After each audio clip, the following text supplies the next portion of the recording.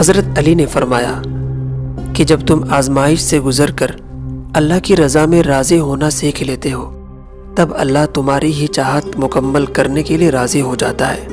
جو شخص اپنی تکلیف کو 3 دن تک لوگوں سے پوشیدہ رکھے اور اپنی تکلیف کی شکایت صرف اپنے اللہ سے کرے تو اللہ پر اس کا حق ہے کہ اسے تندرستی دے۔ جب اللہ تعالیٰ چاہتا ہے کہ کسی بندے سے دوستی کرے تو اس کی زبان پر اپنا ذکر اور دل پر اپنی فکر کے دروازے کھول دیتا ہے۔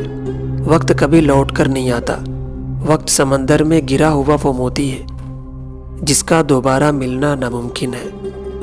دھوکہ دینے کے 1000 طریقے ہیں لیکن سب سے گھٹیا طریقہ محبت اور ہمدردی کا دکھاوا کرنا ہے۔ رزق ہو یا محبت، قدر نہ کرو تو رب چھین لیتا ہے۔ صورت اور سیرت میں سب سے بڑا فرق یہ ہے کہ صورت دھوکہ دیتی ہے اور سیرت پہچان کرواتی ہے۔ لوگوں سے ڈرنا چھوڑ دو کیونکہ رزق اور عزت کسی کے ہاتھ میں نہیں ہے۔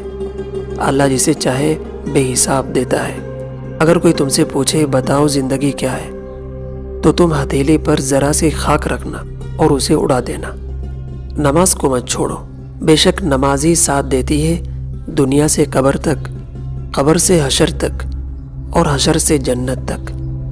دنیا میں 1000 رشتے بناؤ لیکن ایک رشتہ ایسا بناؤ کہ اگر 1000 آپ کے مخالف ہوں تو وہ ایک آپ کے ساتھ ہو۔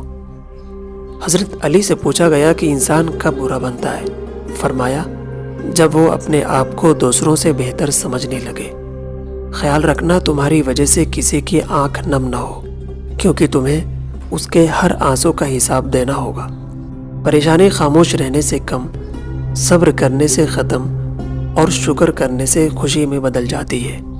کسی کے دل میں محبت پیدا کر کے اسے چھوڑ دینا اسے قتل کر دینے کے برابر ہے۔ انسان اپنی توہین معاف تو کر سکتا ہے مگر کبھی بھول نہیں سکتا۔